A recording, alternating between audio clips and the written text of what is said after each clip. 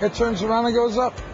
All right, the fuel fight continues on Capitol Hill today with the Senate weighing its comprehensive energy bill.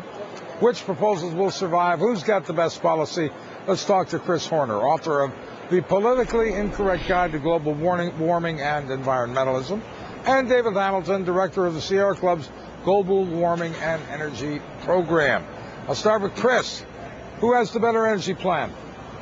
Well, this is a tough call. It's like asking which of Paris Hilton's clique is the most emotionally stable, I suppose, or the best role model for their children. We've got, both of them are unfortunately burdened by two regrettable traits. One is this desire to please almost every lobby, belief that the government can pick technological winners and so on, reward questionable investments.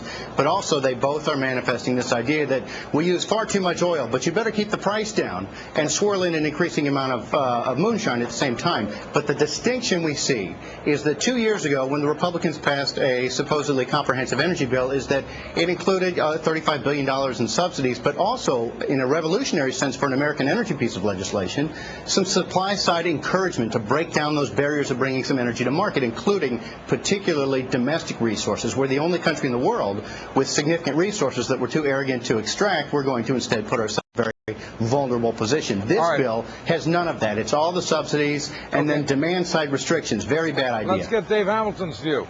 Do you see an advantage to either party here, David?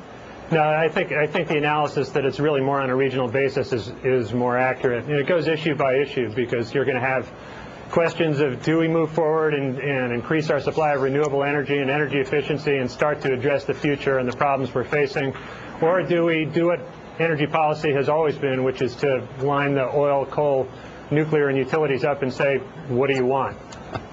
So we move forward by going back to Jimmy Carter's sin fuels. We move forward by going back to windmills. I mean, we can't afford much more progress if that's progress. We're just rewarding. Their windmill companies aren't these starving little actors. They're GE. They're big European manufacturers as well. I don't think that either party is free of the curse of desperately rewarding big I won't say contributors, though they contribute to both parties.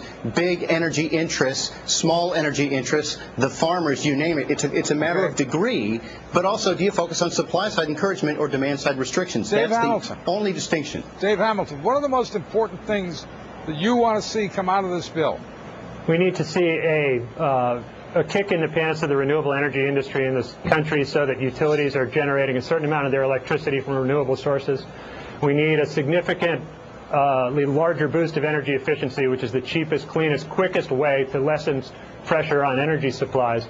And we need to disabuse ourselves of the idea that making motor fuel out of coal is a good idea.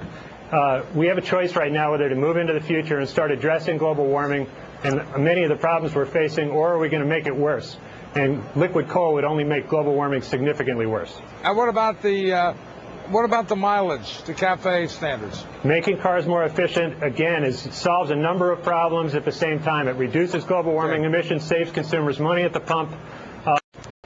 And it addresses your population concern. Gents, because I'm sorry, but we are out of time. Christopher Horner, thank you very much, sir. David Hamilton, thank you. Liz. Just talk.